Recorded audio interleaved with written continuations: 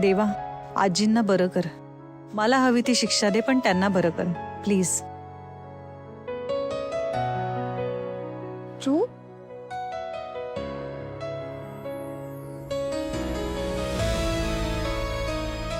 ते चल. आजू बोलवते चल. आजी आजी बरे आहेत ना? अरे चल पटकन चल.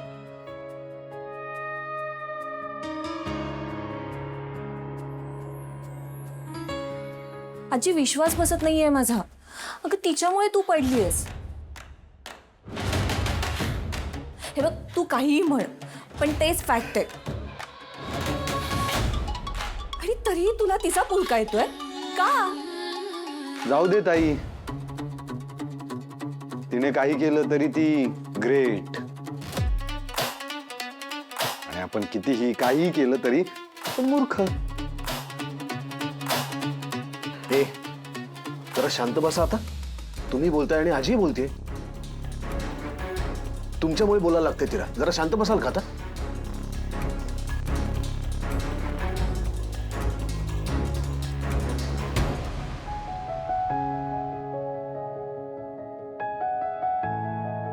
अगं अशी का उभी आहेस?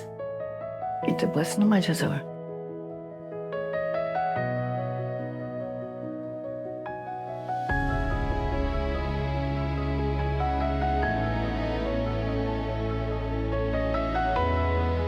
आजी कसं वाटतंय तुम्हाला?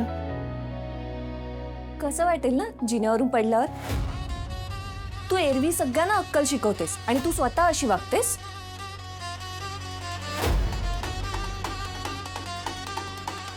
अर्पिता कळत नाही का ग तुला?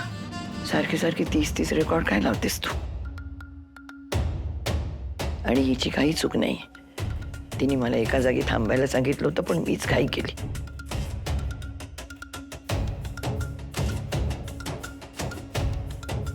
जिजा उतरायला गेले आणि पाय घसरला.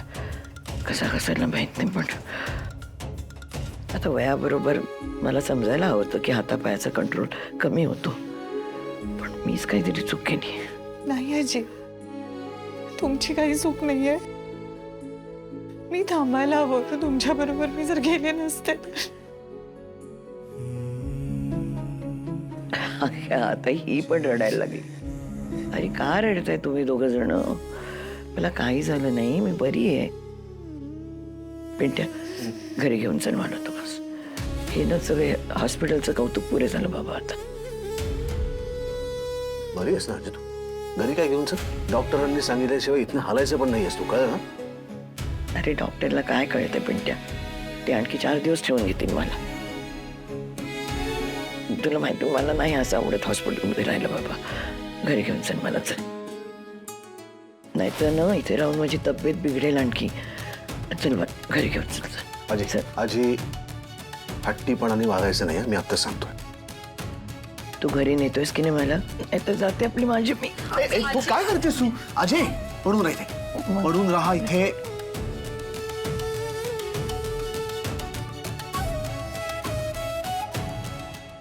ते दोघे तिकडे वेगवेगळ्या गडबडीमध्ये असणार. हॉस्पिटल आहे ते. अरे तिकडे परिस्थिती काय आहे हे नीट माहित नाही आपल्याला. हो पण आता काय चाललंय तिथे ते कळायला नको का आपल्याला? नाही कळणार म्हणून सांग. अजून नीटचं त्यांनाही कळलं नसेल. ते हॉस्पिटल आहे, तिथल्या कामाची एक पद्धत असते. इथं नुसतं घाईकुतीला येऊन काही उपयोग होणार नाही. जरा थांब, धीर धर, संयम ठेव. त्यांना कळलं की ते आपल्याला कळवतील, करतील कॉल. ते माझा फोन दे. अरे मला फोन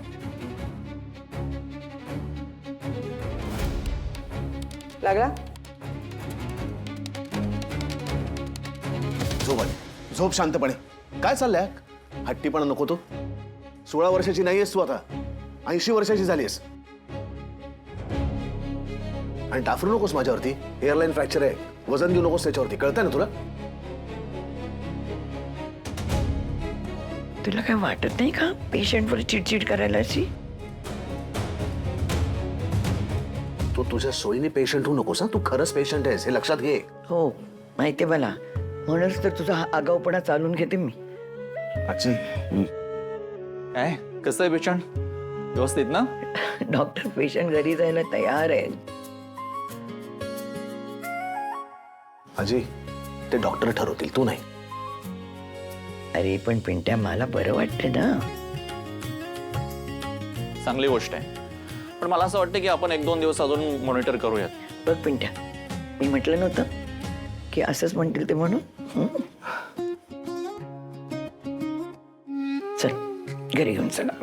असं नाही करतायत अजय. पिंट्या, मला घरी नेलं नाहीस ना तर मी पळून जाईन ना इथून. डॉक्टर, मला सांगा, हिला काही डिस्चार्ज मिळण्याची शक्यता आहे का आज? हे बघा, इंजुरी फार मोठी जरी नसली ना तरी त्यांचं वय बघता आपल्याला अजून 1-2 दिवस मॉनिटर केलं पाहिजे. डॉक्टर, ती काय ऐकणार नाही हो. म्हणजे घरी मॉनिटर नाही करता येणार का? म्हणजे घरी तुम्ही म्हणाल त्या सगळ्या गोष्टी मी अरेंज करतो. हे बघा मिस्टर राजवाडे, तुम्ही जर घरी सगळी व्यवस्था करणार असाल तर मी तुम्हाला बळजबरी नाही करू शकत. हो, फक्त मी वॉर्न करू शकतो की आता तुम्ही डिस्चार्ज घेणं खूप लवकर होईल. तुम्हाला घरी खूप म्हणजे खूप काळजी घ्यावी लागेल. त्यांना काही दिवस बेड रेस्ट घ्यावा लागेल. कुठेही जाता येणार नाही. चालणं फिरणं एकदम बंद. नाही चालेल, पण ती इथे नाही राहणार. इथे राहणं तिच्यासाठी खूप कठीण आहे डॉक्टर. कारण नसताना तिचा स्ट्रेस वाढेल. ठीक आहे, मग डिस्चार्जची सगळी प्रोसिजर तुम्ही पूर्ण करून घ्या आणि घरी काय आणि कशी काळजी घ्यायची हे सगळं समजून घ्या. Sure doctor, thank you. प्लीज तुम्ही सगळे जरा बाहेर बसता का? डिस्चार्जच्या आधी आपल्याला एकदा ड्रेसिंग करावे लागेल. हो. समोर सर, तुम्ही यावं. हो.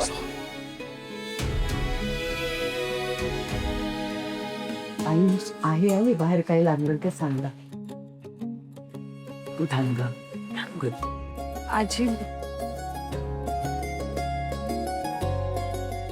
आजी मी काही घेऊन येऊ तुमच्यासाठी? अगं काही नको मला, काही नको. तू नाही यांचं कोणाचं बोलणं मनावर नको घेऊ झालं. असं कसं म्हणता तुम्ही आजी? खरंच चूक झाली ना माझ्याकडून आणि त्याची शिक्षा तुम्हाला अशी भोगावी. सॉरी. हे बघ, तुझी रडू नकोस ग आणि माफी तर अजिबात मागू नकोस. अगं काही एवढं झालं नाहीये मला.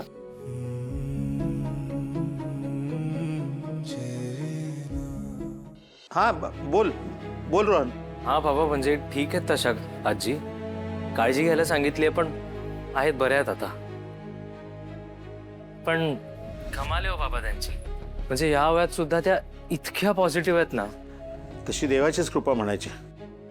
बरं, मी देवापुढे साखर ठेवतो. हा, बाकी सगळे बरे आहेत ना रे? आपली नंदू कशी आहे? बाबा सगळे ठीक आहेत आणि ताई सुद्धा थोडी घाबरली होती पण आहे आता बरी आहे. तुम्ही टेन्शन नका घेऊ, मी बाकीचे अपडेट्स देईन तुम्हाला. हो हो, काही हरकत नाही. आपण सावकाश बोलू नंतर. ठेवू फोन? हो हो चालेल, बाय.